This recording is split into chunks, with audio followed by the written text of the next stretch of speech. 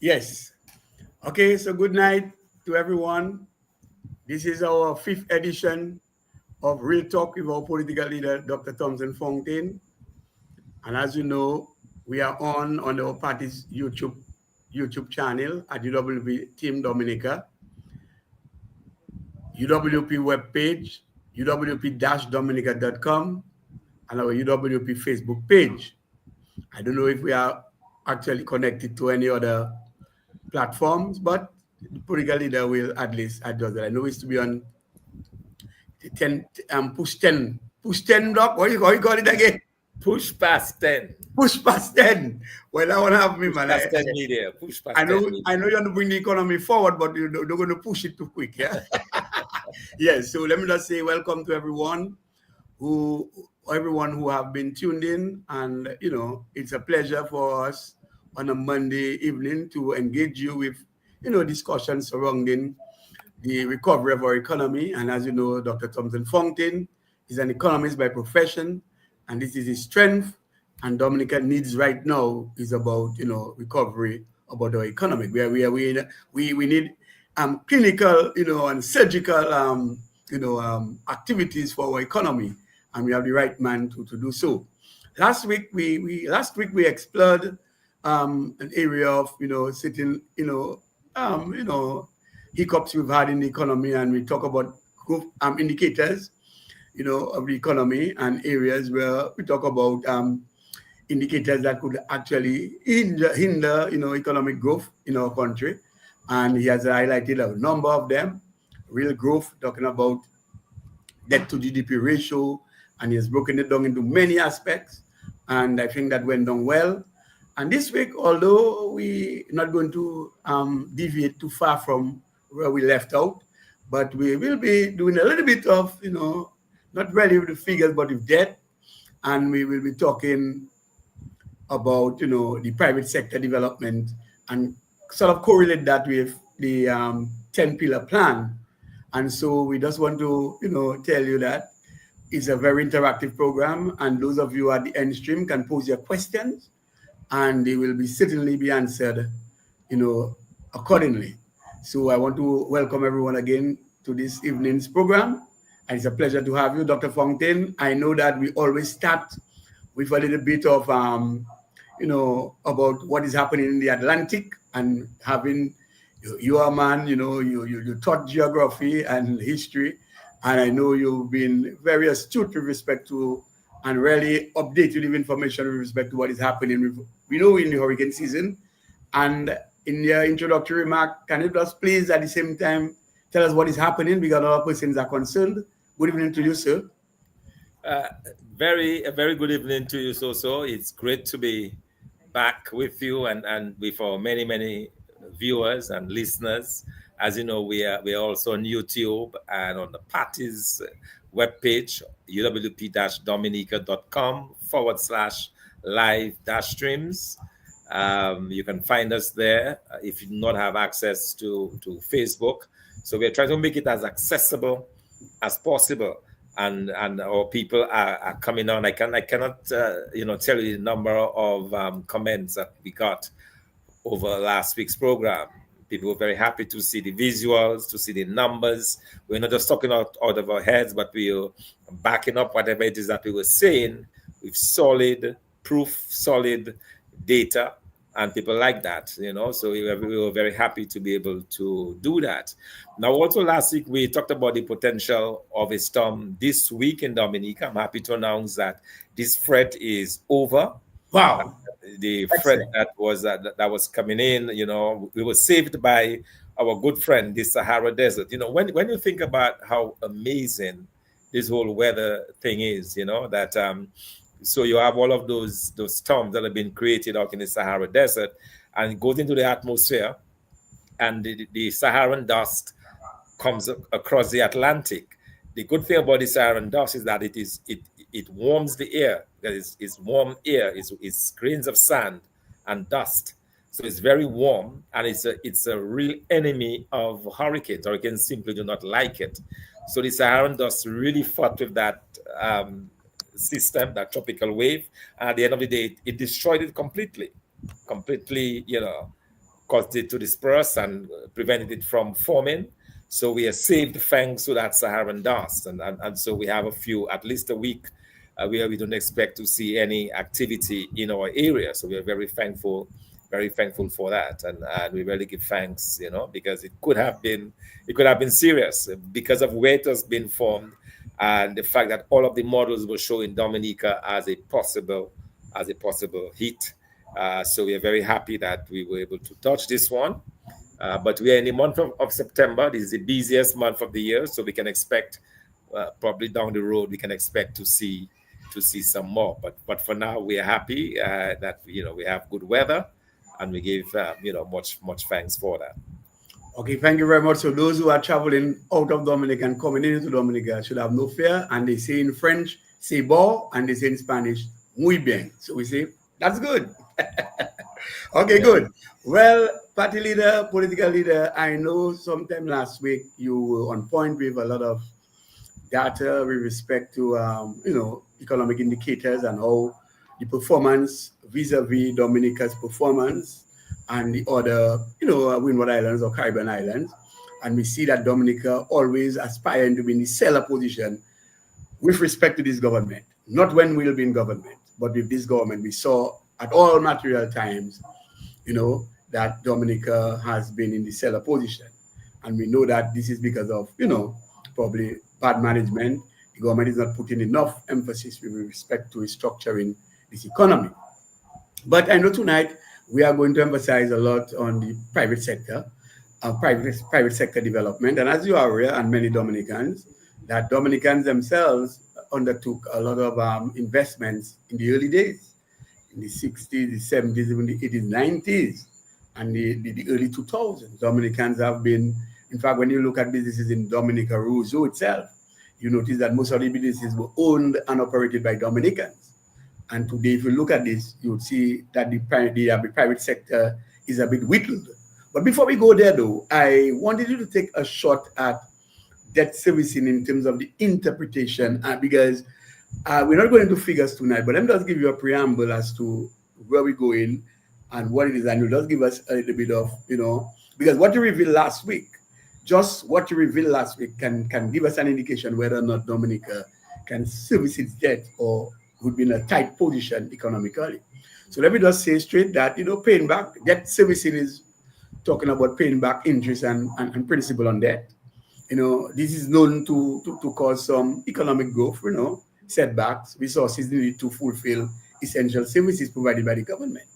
And because when you're talking about debt servicing, it appears to me that resources that would have gone otherwise in the growth sectors, developing education, agriculture, the health sector, they will have to take that money to service your debt.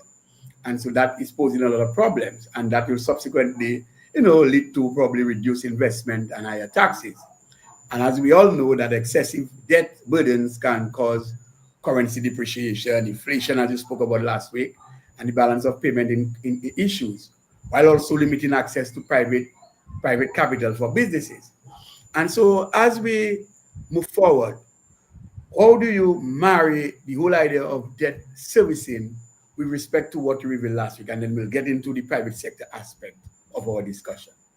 Yes, this is a very good question, so because, and particularly in Dominica, you are thinking of a country with a stock of debt of 1.7 billion EC dollars. That's 1.7 with a B billion dollars. That's a massive amount of money that has to be paid back. That is roughly $25,000 per person that is owed per every single man, woman, and child owes about $25,000. So that is not insignificant. That's a significant amount of debt.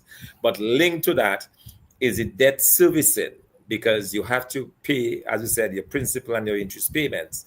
And every government that is worth its salt knows that if you stop paying your debts, then you'll get frozen out of future debt borrowing.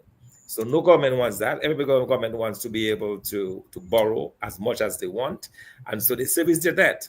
So in the case of Dominica, every year, the government has to put aside over $100 million for the servicing of that debt. Okay, that's $100 million. That's going just to servicing debt. Now, that's a real problem because when you think about the fact that your total revenues, the total revenue that government collects from taxes is around $400 million, you're talking about a clear 25% of that going back into servicing of debt. Okay, so what that tells me is that you are going to have problems meeting your obligations, your health obligations. You're not going to be able to buy the medicines and provide the kind of equipment and so on that's required at your hospitals. You're going to have problems with your schools. That's going to be a huge problem because you won't be able to buy the materials and so on that are needed in the school system. You're not going to be able to patch your roads.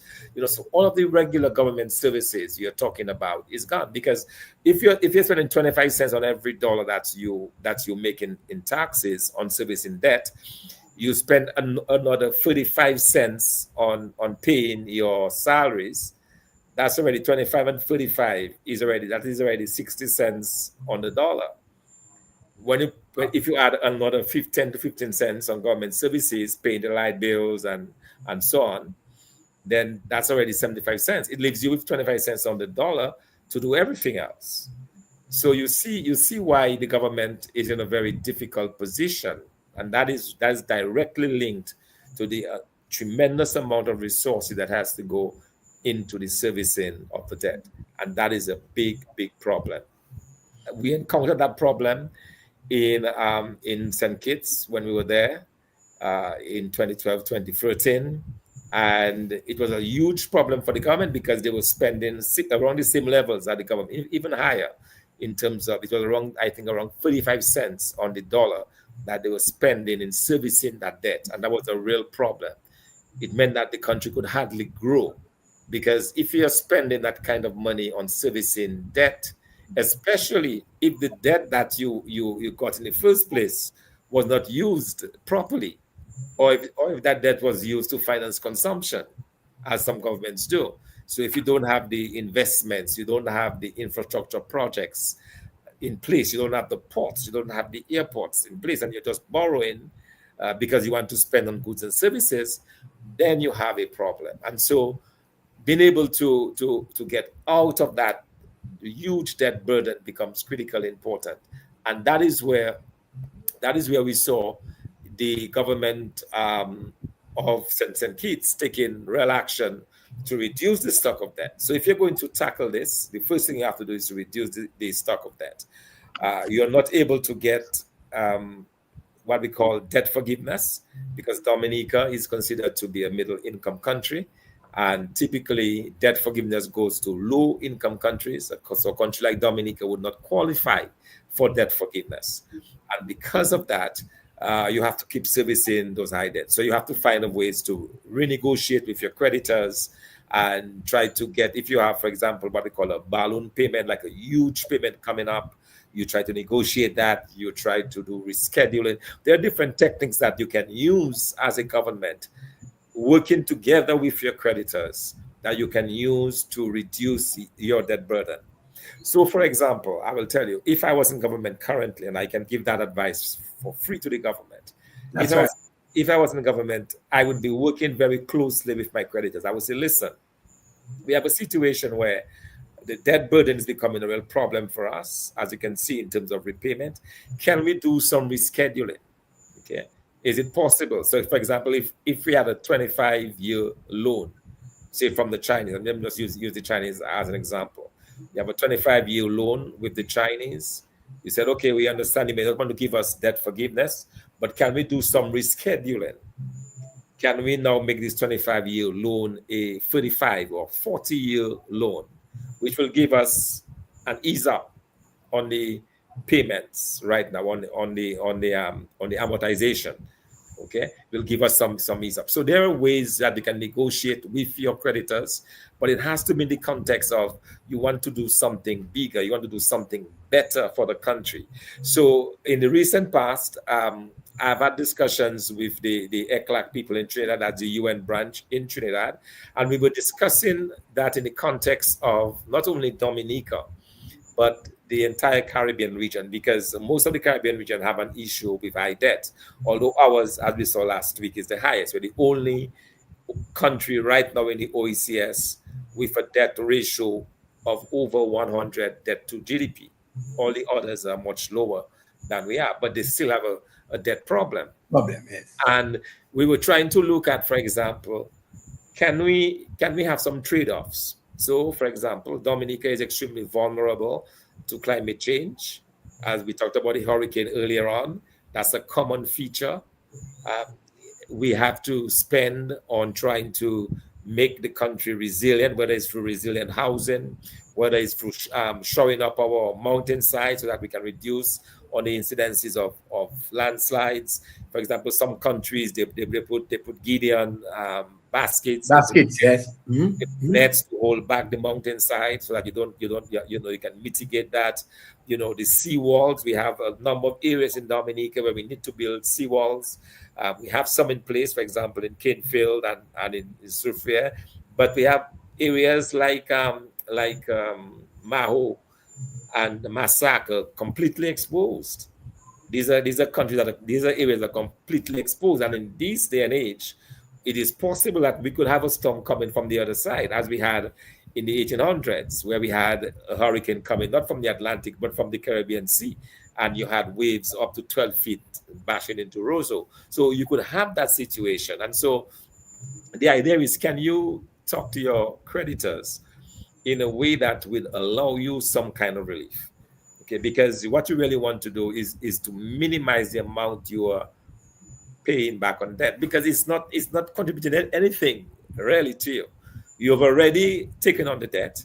Most likely all of that money is already spent. So when you're paying back, that is money that could be going, as I said, into doing some projects, into some export thing, into, for example, helping our small businesses, as we'll talk about as we look to empowering and enforcing our private sector. You want monies to do that. But if you're saddled, if you're burdened by so high a debt, it becomes extremely difficult. And so we need some relief. And then you have to talk to your creditors. You have to do some negotiating to see how, and if it's at all possible, to reduce. And let me just say finally on this, while some of the debt is foreign debt, some of it is also debt to the domestic sector. Domestic debt, yeah. And that is even more alarming, because what it means, two things. The government, by having this huge debt, it means that it is crowding out the private sector. Okay. And we saw last week that we had the smallest amount of monies from the banking sector going to the private sector. That's correct. Because the government is taking up all of the money, just about all of the money, right?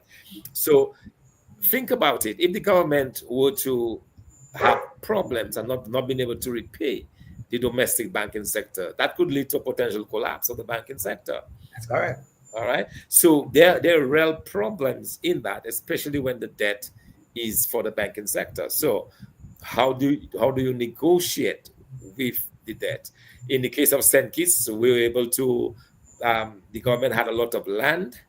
They were able to do some land swaps and so on. Some very creative ideas that we were able to come up with based on their own country experience. So I believe that there is room for that type of discussion in Dominica, because what you really want at the end of the day, and I want all listeners to be very clear about that, what you really want is for the government to have an ease up, because what we have is a crushing debt burden, over $100 million in a $400 million tax revenue economy. That is a recipe for disaster. Yes, and I'm happy that you gave us the synopsis of it, and it was well explained. But I know there's other guys, I know a lot of guys who listen to us, they like it in layman terms. So let me put it in a nutshell, and then you will tell me if you can give me a correct or you can give me a wrong. What you're actually saying in essence is that when one has a lot of debt burden, take for instance an individuals go to the bank, they overborrow or they borrow on the same legal salary they borrow. Normally, it will be tight now to service what they call, food at the home to go and buy message, to service the school books for the children, even to pay their health bill because some people may get sick in the household and may not able to finance the medication and so. So that's how actually in a context that you're talking about when you're heavily burdened with debt, then the monies that would normally have to go to the people in terms of developing the health sector, you're talking about you have to talk about the education sector and the other sectors, not before because you have to concentrate on that because of your high debt burden. No, you'd have to forego these things and try to concentrate on paying the debt, which of course leaves these areas under serviced or under sort of give under attention to these areas. So am I correct here? We believe You're absolutely correct. You can use the example of an individual. Yeah. Is like an individual, so it is for a country. The exact same thing. An Right. individual who has to pay every month has to pay his credit cards Right. and his loan and his mortgage. He has to pay that sometimes first, because if he does not pay it, it goes against his credit score, and then he cannot get credit later on.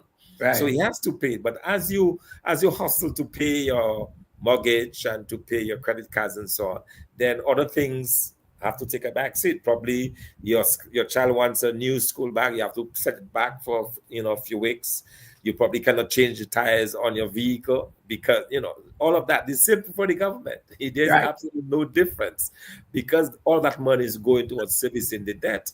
Or the key things that it has to do as a government, it is not able to do. And I just wanted to respond as well to a question that we are seeing there from one of our listeners. Yes, And I was it was about the to question, tell you. why is it that Dominica is still a middle income country and is not a low income country? Because all we Yes. have going for us is the CBI. Well, that definition is really a World Bank it's a definition that the World Bank uses to categorize countries across the world. So it's not specific to Dominica, and it is based on the per capita income. We saw last week that our per capita income was around 22,000 EC dollars, Right. roughly 8,000 or so US dollars, and that, by the World Bank's definition, is middle income. So low income countries would be about less than $1,000, less than 1,000 per capita. Per capita. Per And there capita. are many, many countries, believe it or not, that has less than $1,000 per capita, especially in Africa. Guyana was there a few years ago, but Guyana is now will soon be one of the richest countries in the world because of its oil revenues. Haiti was there and still is there as a per capita of less than $1,000. So that's the low income as far as the World Bank definition is concerned. And for us, and that's the reason why we have to look for creative ways. And that's the reason why I was talking earlier about trying to get, and I did not finish the thought about that in terms of trying to get some kind of swap arrangement. So the whole idea or the whole thinking around this was, if you can get the creditors, the persons from whom you borrow, if you can get them to actually allow you some forgiveness, but you use that money for climate resilience purposes, that might be a way to go. Because we are vulnerable, we need the money for sea defenses. We need the money to shore up our mountains so we don't get landslides. We need the money to have people probably give a credit so people can reinforce their homes and so on. If you want to do all of that, you are going to need some kind of arrangement. Yeah. And if you can do a swap, it's called a debt for climate change swap. And that is a discussion that is ongoing. I did some work, not only in Dominica, I went throughout the region, talking to the various governments about it, getting their views on it. And we have put something forward before the United Nations and the Green Fund that the UN has. And we hope that that is something we can benefit from, that will move forward. That is something I'm really hopeful that will bear some fruit, because it's a very important idea, and it is something that, for example, a number of countries in Latin America did, but not with climate change. Theirs was a debt for what we call a debt for equity swap. We also had a situation where you have a debt for carbon, countries that can preserve their carbon footing. Putin, yes. get some debt forgiveness for that. So it's the same idea, but just that we are using the whole question of climate resilience as the trade-off. Yes, we soon going to depart, but interestingly, Doc, you've just mentioned exactly a country with debt, particularly of ours, and the inability for that country to service its debt. But Doc, on the contrary, though, efficient debt management, and quality governance can mitigate these negative impacts, assisting in debt sustainability. Is that correct? But you're absolutely correct. Because when I look around Dominica, I'm like, where did the $1.7 billion go? In 2000, it was around 500 to $600 million. Yes. All right. So it means that they have tripled the amount of debt over 20 years. But if you look around, they have not built any new schools. They have not built any. Well, they have some new resurfaced roads, but the infrastructure in Dominica is crumbling. I mean, if you look at the road between say Pocase and Rosalie, that is crumbling. After more than 5 years, they completed the road from Casibros to the Kalinago territory. They're still not quite Yes. through as yet with that road. So where did all the money go along with all of the CBI resources? So it seems to me we're making these huge amounts of money from CBI for our sale of our passports. At the same time, we're borrowing. And the question is, what madness is this? And that's the reason why the IMF repeatedly told the government that they should use the CBI funds to even pay down the debt. That is how concerned they were about it. They said, you have those monies from the sale of your passports. Use it to pay down your debt. And the reason they were saying that is that if you use that to pay down your debt, you have a less of a debt burden. Then as you move forward, you have less to pay back every month from your recurrent revenues. Revenues, yes. That is very important because you pay your debt back from your recurrent revenues. Your recurrent revenues is basically your income taxes, your custom duties. And I will tell you one more thing. That is the reason, or one of the reasons, why we have some of the highest tax rates in the region, because we need that money to pay back the debt. That's true. Okay, thanks for the clarity. And I think this is well understood. And I got thumbs up from the guys who listen. They say, man, the ordinary man can only understand economics because you give what they call a grassroots interpretation of what you're talking about, and that is very good. That's real talk. That's real talk. Real talk. Real talk. I like it. Real talk. But Doc, in recent times we have seen, a decline with respect to the private sector, and that is largely based on the number of small businesses that have been closed, the number of Dominicans who had businesses before, and a number of them have been closed. And you see a sort of foreign takeover, mainly by the Chinese. Nothing wrong with having foreigners come and intermingle with locals. What you are seeing is that a sort of eradication of the homegrown businesses, and you see more of the foreign entities dominating. I don't know if it has been intentional by the government, because recently we have seen the figures. I don't have it with me. I don't know if you were able to give us something on it. The government now has been the biggest employer. We know that the private sector has been deemed, the engine of growth. We know once the private sector is properly incentivized, then you'll expect them to grow and to at least create employment to the level that probably will outnumber the government. But Doc, where are we with this? Because it seems to me that the private sector in Dominica is either whittled or is near whittled. How do you interpret this? So we have a problem of the private sector in Dominica, and part of it is because we have huge government in Dominica.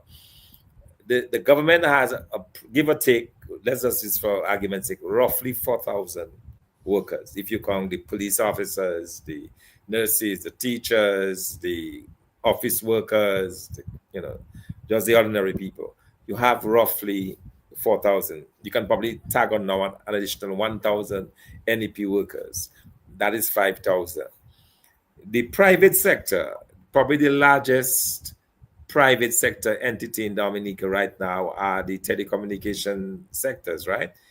and Dominic, and you're talking about probably 200 persons, if all that. If all that. If all that, Dominic may have about 200. They used to want them. I don't think they still have that amount, but you can see that even when you look around in terms of the private sector and the banks, yeah, you have two banks, but the banks don't have 200 employees, you know. So in terms of the combined private sector, I do not believe it totals 5,000 people. Just based on my own rough estimate, I suspect that that is far less than 5,000 that employed. And even if you add up the shopkeepers, even if you throw in the farmers, 700 farmers that do farming full time as an occupation, you throw in the masons, if you throw in all of these individuals, you probably do not get the 5,000. So government still remains by far and large the largest employer of persons. But that has a problem because for countries that have grown, countries that has really been able to grow and grow well and quickly, these are countries where the private sector takes the lead in creating employment.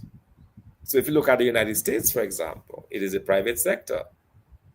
It is the different companies like Google and you name it, Walmart that employs a couple 100,000 people, and is the companies that lead, and you have probably small businesses having 20, 25 employees and so on.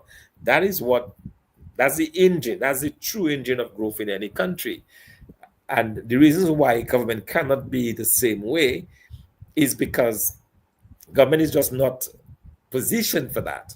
The role of government is to provide services to its people, provide health services, education services, and very often these are services that addresses the needs of the masses of the people who probably cannot pay for those services. So it has to be subsidized. So government by itself is not set up in a way that can generate a lot of revenues and profits from its operations. And that is why it becomes critically important to be able to have a private sector which is able to create those jobs. And the question then becomes, how do you do this? So we've set the stage. We are very clear that our private sector is very small in Dominica, and it needs to grow, it needs to expand. So how do you do that? Well, you have to be able to provide incentives to the private sector that will allow them to grow and to thrive. And sometimes these incentives may take the form of direct funding. So, for example, if you use I want to use the US again for that example. I think it's a good, and that practices in some Caribbean countries as well, where you have a small business bureau where government makes available loans at concessional um, fees and so on, concessionary rates, yeah, Yes. to the private sector. The aid bank was supposed to do some of that, targeted towards manufacturing and agriculture. Yes. But the aid bank has lost its way. Loans are going elsewhere, not to those activities. But why do you want to give loans to the private sector? Well, you want to give loans to the private sector because they'll be able to create the jobs. And then once those jobs are created, the private sector tends to be a lot more efficient because their focus is on making profits for the owners and for the shareholders. And because of that incentive, they have every reason to work late, to put in the work, put in the long hours. So if you can help them either to establish themselves or even to provide incentives by way of duty-free incentives, that's what you would do. You would, because that would help. And so what I would like to see, and that is something that we have covered in our 10 pillars for shared prosperity, is how we will work to allow the private sector to grow and to expand. Because if you have small businesses being set up that can employ 5, 10 people, that takes a burden away from the government. but they have to have those incentives. They have to have access to capital. Okay, I looked at the commercial rates that we have. We go up to 14% for commercial rates. Okay, Wow. so it means that a business wanting to expand may have to pay 14% interest. You know, that is very high. That You is know, high. That is that is high. high. So how do you provide incentives for the private sector? How do you allow them to be able to hire? Well, you look at your tax policy, which is very important because the businesses, they pay income taxes, they pay VAT. Where you have sales tax, they pay those sales tax. They pay customs, they pay excise. All of these taxes the businesses pay. All right. And in fact, I was talking to a businessman just yesterday, and he was telling me, man, to operate in Dominica as a small business is is absolute hell. Right. Because he says after all of that, after they have to fight through all of those high taxes to government, at the end of the year, government still slams them for 25% on their profits. So he says, imagine I have to work so hard. If at the end of the year I'm lucky to make $100,000 in profits, I have to give government a 25,000 out of that again. You know, after paying them all of those taxes throughout the year, he Yeah. says it makes no sense. We cannot. He said I would have liked up used this 25,000 to probably employ somebody else. I could have probably employed an additional worker, or two with that money instead of having to pay it to the government.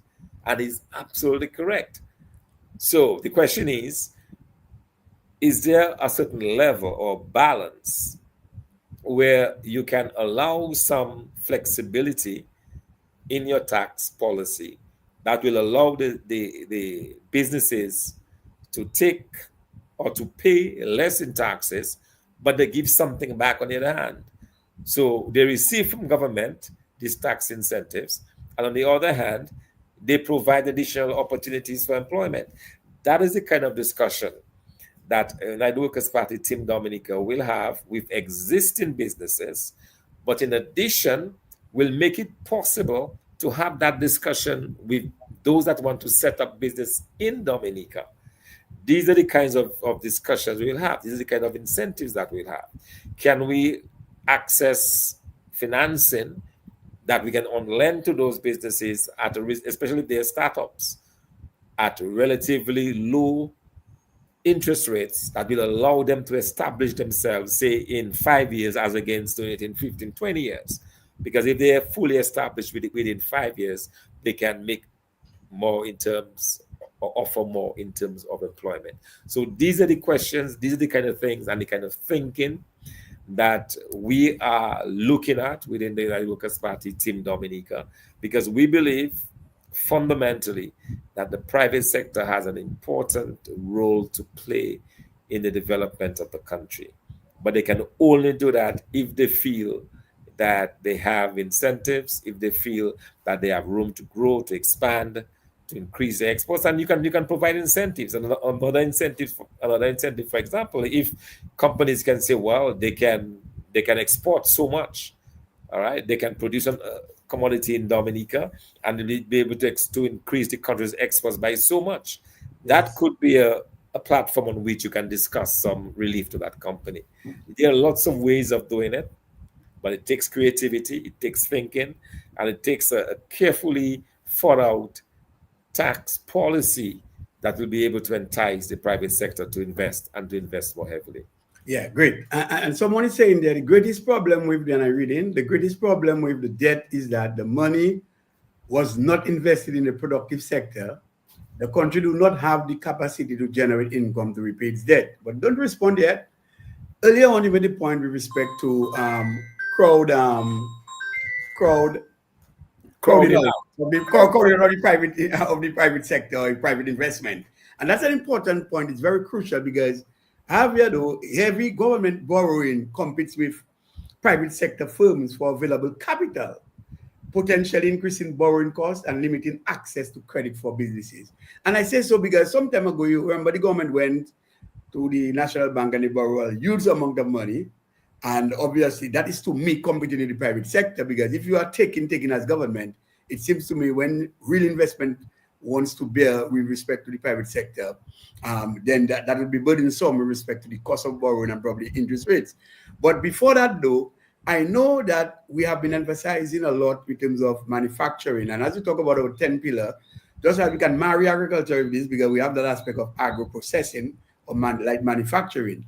And one of the constraints that we have, persons who, or businesses who, or business owners who want to get involved in light manufacturing or in the agro processing aspect, remember sometimes they import raw material, that is the primary product, but it has not yet been converted to the secondary product.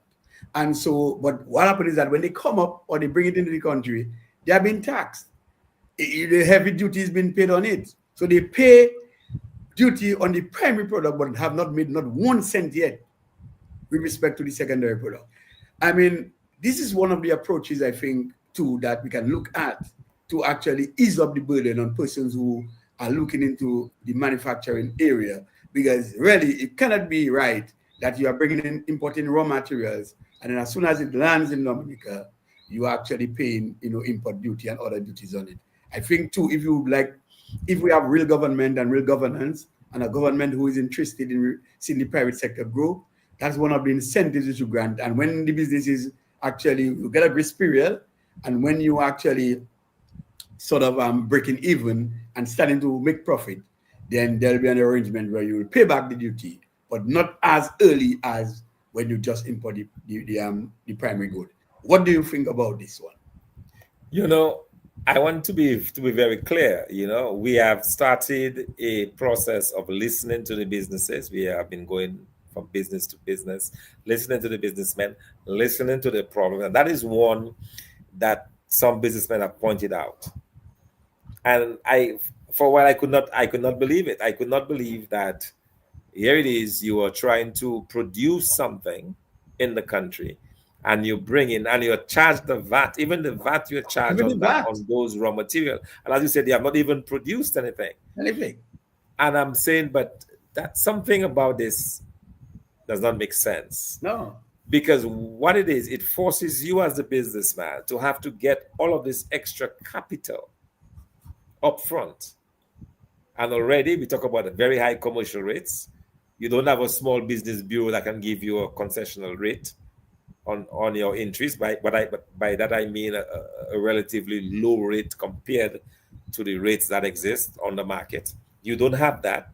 So it means you're effectively forced to get all of this money up front, even before you've sold something out of that. That does not make sense to me. So yeah, you understand that under the Companies Act, the company is supposed to pay that. But what about granting this company some time?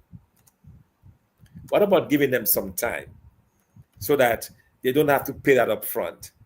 That they can actually pay you after they've produced that product and sold it. Then they can come back and say, well, we owe you. And the way you do that is that you have really good persons within your internal revenue service that can follow up and keep tabs on those businesses. So there are ways that you can do it to ensure that the government does not lose out.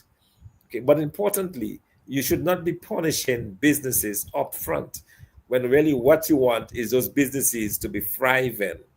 You want those businesses to be able to create jobs, create opportunities for the people of Dominica. But we don't have that. Our companies, our businesses are effectively being stalled.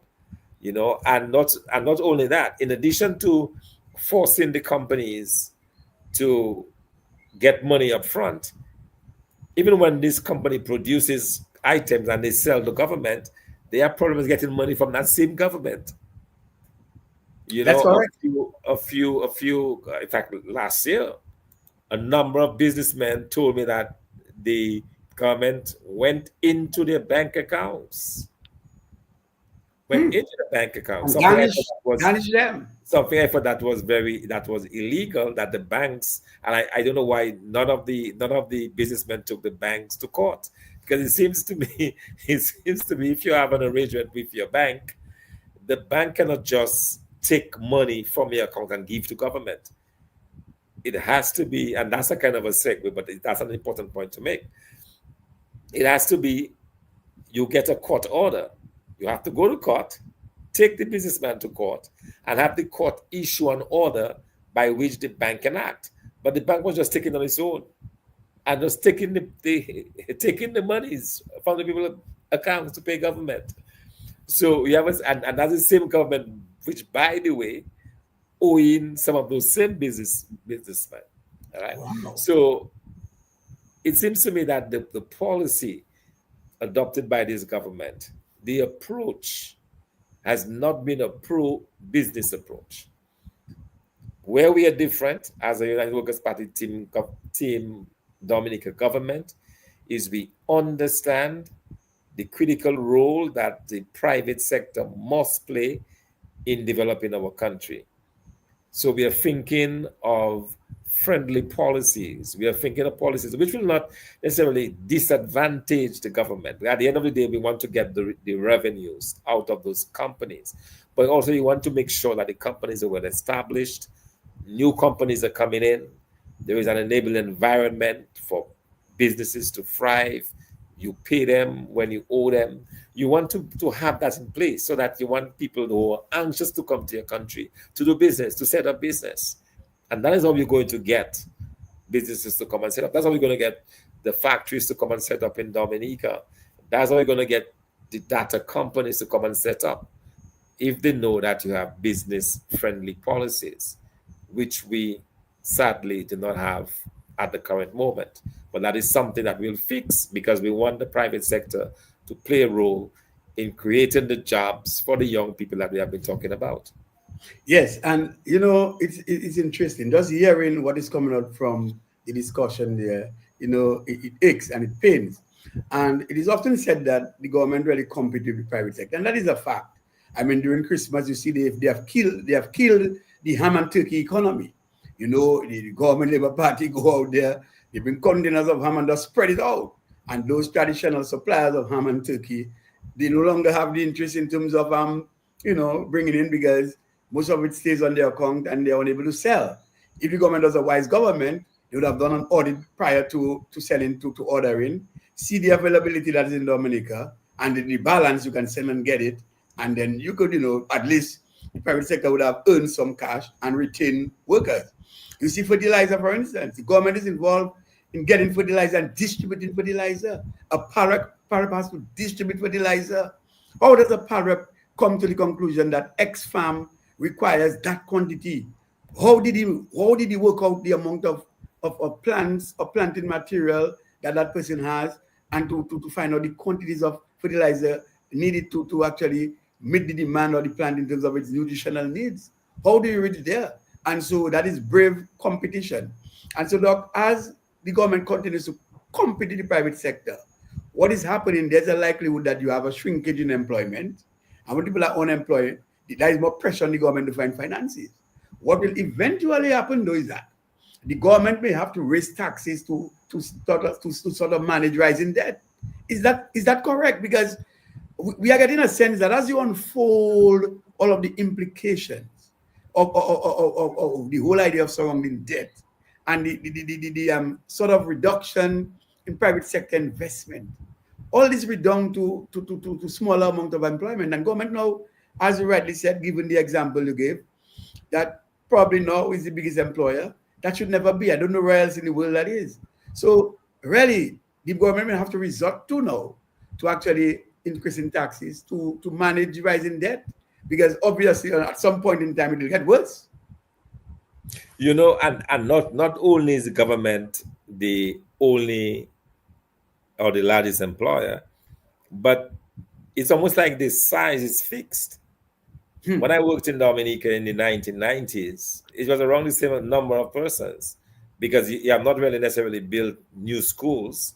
So the size of the classrooms are the same. If you were employing 10 teachers in 1995, you're probably employing the same 10 teachers at that school in 2025. Okay?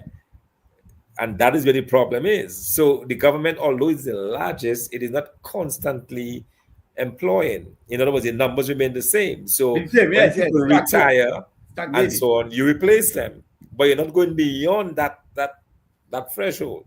So you, as you rightly said, what this effectively means is that the employment rates, employment levels continue to skyrocket because the private sector, which would normally be able to absorb these young people coming out from school, is almost non-existent. It has its own problems, its own pressures. It's not able to expand. It's not able to grow. So it cannot take in these people. So you're absolutely correct. It creates a problem. And beyond that, you talk about the whole question of inflation and how it could really impact, that aspect of it. Because as your level of unemployment increases, then what happens? That puts a lot of social pressures on the country. So you have social pressures, for example, your zone whoosh, that's a social pressure that is right there as a consequence of young people not necessarily having opportunities to work and having to do the hustle, you know. You have that. And so as a government, how do you deal with that? But what I would like to say here at this point is that I get the sense that the government is content with what exists because I don't see any forward thinking. I don't see any aggressive budgets that try to address that issue. I don't see any heavy area of attacking unemployment. What I've seen is the national employment program that has come on stream to try to address some of the employment situation. And by the way, I got as I was coming online tonight, I got a text um, that I think I should read concerning the NEP. And it said it's another month, another delay. Today Wow. is September 8th, and many who depend on the National Employment Program have yet to receive a single dollar. Oh my This is God. beyond unfair. It is survival for many. At Prime Minister Handel, please hear us and fix this. And then the hashtag pay us now, hashtag NEP delay, hashtag National Employment Program. I just got that from an individual. That's sad. So even where government is the largest employer, it is having issues, it's having He's struggling to problems pay it. to pay, Yeah, to pay. to pay. Okay. But if you have a private sector company that is sustainable because it is making a product that it can sell, that can earn revenue, it is manufacturing soap, it is manufacturing perfumes, it is manufacturing shoes, it is manufacturing hair dye, it is making flour and so on. All of that is being exported. It is sustainable because these commodities are perishable and they have to be replaced. So you have this constant line of monies Yes, coming in and you can pay your workers and sustain them. That's why the private sector becomes very important. And that's the reason why we're having this discussion even now the with the private sector people, because at the end of the day, we want to understand intimately the problems that are faced. Approaching this, I have in my head already some of the issues. But in talking to the businessmen, in talking to the business owners, you get a better handle on what exactly is going on. And that will help us, of course, craft better policy. It will also help us, better strengthen our 10-pillar plan for the private sector because we are hearing it from the horse's mouths. We're hearing from those who, some of them, one of them told me, man, I'm doing this just for love of country. I'm doing this, but I don't want to migrate. I had the opportunity years ago, right now, but I need to do something. I need to stay occupied. And I can contribute that way to my country, you know. But that is the kind of frustration that we're in because yes. you get the sense that they're not getting any help from the government. You're not getting the assistance. You're not getting the break. I mean, when you can go into a man's account, you don't even know what plans the person have and just take their money because you say they owe you taxes. You know, you are that is a real problem. That is a And real problem. that's a real problem. And earlier on, I made the point with respect to as it becomes tight, when the employment shrinks or the employment opportunities shrink, there's no expansion of the economy, then it forces government to raise taxes. A typical example with what happened or what transpired us recently in the 2025-26 budget estimates. You notice the among or the barrage of taxes or levies that the government imposed with respect to pre-owned vehicles. And that's just one typical example where you have vehicles with 1 year at a certain tax level, or vehicle within 2 3 years, or vehicle within 10 years, 5 years, 10 years, 15 years. And so a regime of taxes or levies were imposed on that, on pre-owned vehicles. So the desperation already has begun by the government with respect to wanting cash or funds to fulfill its expenditure or its spending obligations. And so we are not too far from the real examples that have already begun to unfold to see the reality of what we are talking about. And so, Doc, is a reality. I mean, Mm-hmm. you could not have said it a better way. And this is just one of the two examples in the recently past 2025-26 budget. No, but and you're absolutely correct. And you said it well earlier. You said that that huge debt burden could very well translate to higher taxes. And we're That's seeing right. it right before our eyes. We're Right. seeing fees that were removed in the past coming back.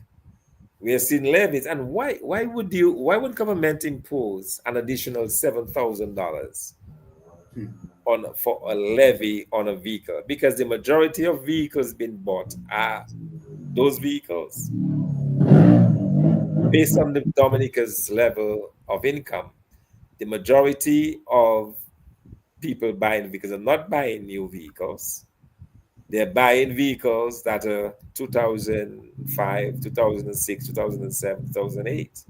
And that is where government is putting the 10,000 because they understand that's where they can get the most money from. As simple as that. The reason why you're putting 10,000 on vehicles is not because these vehicles are exuding more carbon dioxide or pollution or so on. Long time, that emissions problem was fixed. Long time ago, vehicles from going back to 2000 have low emissions problem. So it's not a question of emissions. Right. It's a question of that is where you can get the most money from because people are not buying new vehicles. A handful of people are buying new vehicles. If you're going to charge persons buying new vehicles in a year in Dominica, if you're going to charge them 10,000, that is just $50,000. $50,000. You know. Very good in this. But if you have 1,000 people buying those cheaper cars for the year, then 1,000 by what we said, was it by five? 1,000 by ten 10 by thousand 10,000, right? That is $100,000 $1,000. right there. Yeah. Yeah. Mhm. No, it can be, it's more than 100,000. Can be just Yeah, yeah. yeah, well, yes. Just a basic 1,000. example, but I Yeah, mean, they yeah. could be, is more, Yeah, Yeah, so yeah. it that is very strategic, right? It is extremely strategic, but it's because they're in a mad rush to get that recurrent revenues. You have to service that debt. You have to buy paracetamol for the hospital. You have to ensure that your public officers perhaps get a salary increase. So they're in a mad scrabble. But right in the mix of this is that issue, right front and center. It's a debt issue. Yes. So, Doc, we are already out of time. It's a 1 hour program. I Oh, mean, wow. yes, Okay. we're already out of time, but time Very well. passes so quickly. But I am very happy that you were able to at least put the icing on the cake, and it was an extension of what was spoken about last week with respect to economic indicators, where we saw Dominica last in everything. It looked like we are always competing for the seller position. And tonight we have coupled the implications of such poor performances with respect to the economic indicators.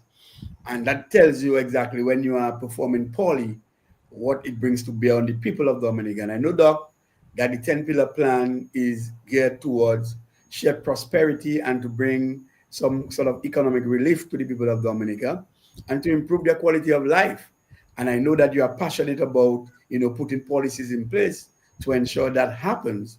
And I know that you are very, very, very concerned about the many Dominicans who may go for a day without having either lunch, supper, or breakfast. And it hits, notwithstanding, you see people walk also aimlessly, people walk, their minds are far, the high levels of stress with respect to debt, and people now are overburdened with their own personal crisis, the economic crisis, coupled with government lack of incentives to actually sort of inspire people. And so, Doc, as we part tonight's program, I don't know if you want to have any closing remarks with respect to.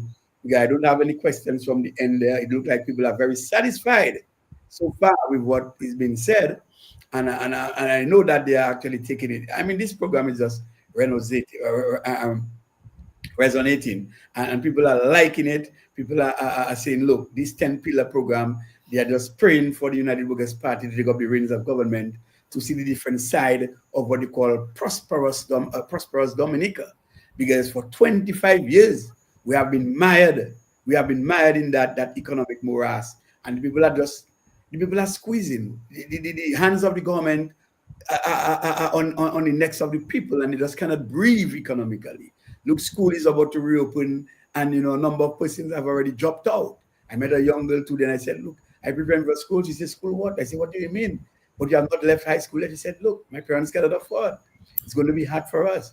And Doc, I know it pains you. And so, Doc, I know whenever you speak about it, it hurts you. And as a man who has worked in many jurisdictions to get things right, I know you are already making an appeal to Dominicans to get it right electorally. I mean, we have to elect a government that is interested in the well-being of the people. And I know right now the United Workers Party, Team Dominica, is the true viable alternative. And so, Doc, as we part tonight, what would you like to leave? What message would you like to leave with the young people and the struggling parents who are unable to even send their children to school as we speak? What I can say to this is that things are bad. Things are really bad in Dominica. But the more we discuss, the more we go to the public, is the more I believe that we can change this country. But at the end of the day, the people have to make that decision. People have to agree that what we have now is not working for us.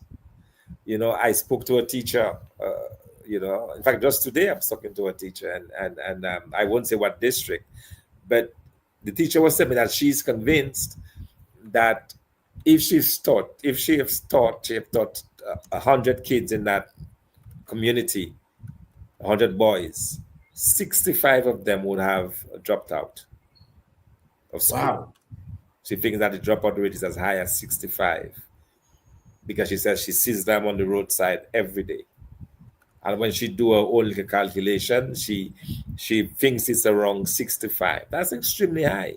But that is what we have. And you talked about the person that left school today. It's extremely painful because we need our kids to be in school. We need our children to be in school, because at the end of the day, we're going to need the young people to drive this growth, to drive the creativity, to bring in that passion for hard work and so on. But they need to get that education. So it's extremely disappointing that we don't have a strong enforcement, even within the school system, that we don't have strong enforcement to ensure that our young people, years ago,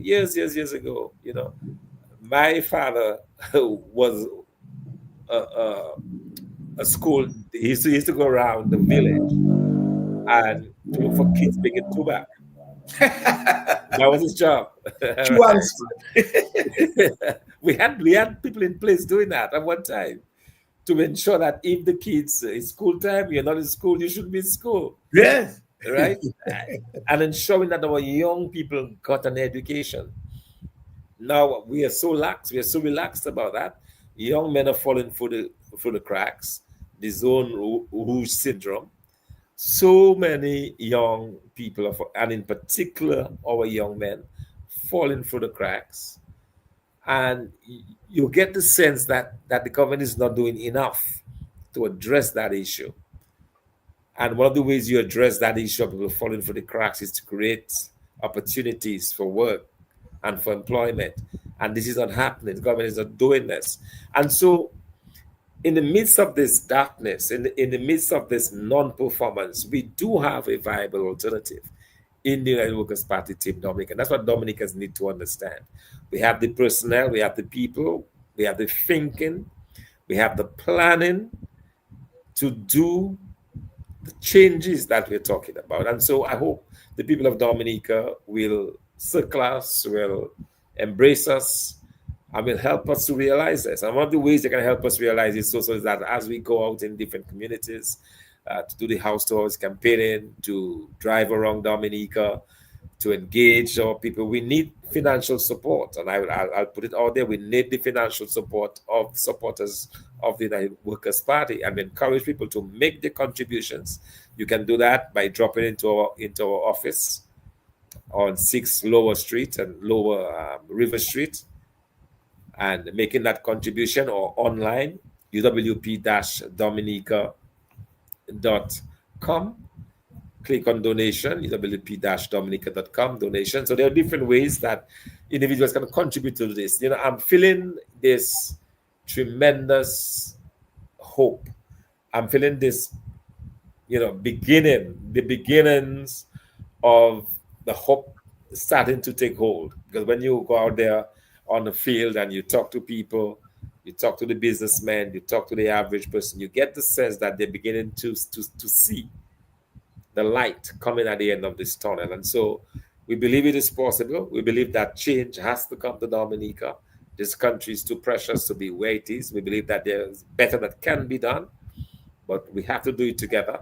We have to do it, putting our confidence, not necessarily in one man, but in a party that has a group of people that are committed and dedicated to this country. And so it is my hope that the people of Dominica will continue to rally around us, give us the support that we need. We'll do what is necessary. At the end of the day, our plan is for a better Dominica. Our thinking, our strategizing is about putting the young people to work in particular and making this country truly the best place to live, to work, and to enjoy life. Well, yes, Doc, I really want to thank you. But, the brain drain situation seems to be very alive in Dominica, because while our experienced persons who have been trained and have the acquired skills, they are leaving. And even those that are supposed to be taking over the young, they are backing off. So here's that gap. And up to this last program, in the last program, we talk about the literacy rate, although it's in the 90s, excellent. But there's still room for improvement because we have not achieved 100%. And yet we are hearing young people backing off from school, and our experience and those who have acquired, even attained at the doctoral level, the master's level, the BSc level, they are leaving.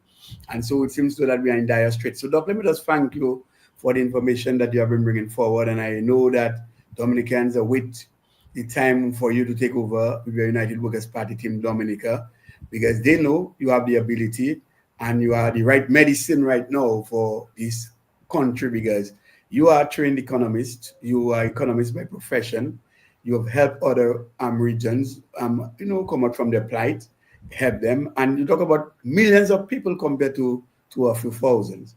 So, Doc, I just want to thank you for the work that you do. And I want to thank our participants here tonight. We know that it's a very interactive program. A lot of comments come out and people are agreeing with what you're saying. And so, we want to make it our duty to do that every Monday. And people are saying, wow, great program, great program. And so, Doc, I just want to thank you for the time that you take to educate Dominicans and to bring real hope and to bring sort of, a new direction, a new sense of purpose, so that people can get back their pride. People can be honored. People can feel dignified, in doing things to rescue this country. Because, and you will say that I say the last word, but I'm going to leave it to close up. I mean, we cannot do it alone. We need the help of the people, because all of us have to put our shoulders to the wheel to make sure that it is happening. While it is true that the government will be talking about directing policies to enhance, the quality of life for people in the right way, but we need people too to act with respect to work and to participate in nation building, so that it is a harmonized approach to development. Yeah. So I just want to thank you for all the work that you do, and yes, I know you want to say something finally, and we will go. Yes, certainly. Yeah, I can go on, talking forever. And I was just interacting actually with some Yes, persons there on social media. That's the beauty of social media, yes, But at the end of the day, Dominica is ours to build. Um, the Labour Party they've tried, but it is clear that the party is tired. They've done what they could do within their limits. And now it's time to step aside and allow a new thinking to come to the fore. And so my hope is that the people of Dominica will take a second look at the United Workers' Party. We will do a better job than this current government because we understand the problem and we understand that there are solutions to the problems and the challenges that we face in this country. And we are committed to ensuring that those solutions that we are offering work. And that's why we are not afraid to come out and talk to you about those solutions. We're about solutions. We're about what we as a party can do for this country. We're not about the bashing of personalities that has its place. What we are focused on right now is to bring solutions to the people of Dominica. We want to convince you that we have the solutions to the problems that this country is faced with. And we believe that you'll give us that opportunity and we're excited about it. The word on the ground is great and getting better. The more people hear of our plans, the more they hear of what we are going to do. Tonight you heard of what we will do for the private sector. Next week we'll go in a different direction. But at the end of the day, we are looking very closely at the 10 pillars, adding more meat as we go along, but offering the people of Dominica hope. Because I believe that we are in a period of despair right now in Dominica. And what we can offer is hope. What we can offer are better days ahead for the people of this country, for all of us in this country. And so we want to thank all of you for listening and for your support. And just, share the live next time. Next week, we'll be back same time, God willing. Share the word, share the live. We are on all the social media outlets, YouTube, Facebook, the party's webpage, Push Past 10. We're everywhere. So you can find us, listen to us, and just continue to be a part of what we're doing. God bless you. yes, yes. So in the meantime, we will be planning. We will execute the plan. We'll have a plan. We'll implement the plan. We'll monitor the plan, and you, the people, will give the verdict to whether or not you have been achieving from the plan. So until next time, we say good night. May God bless.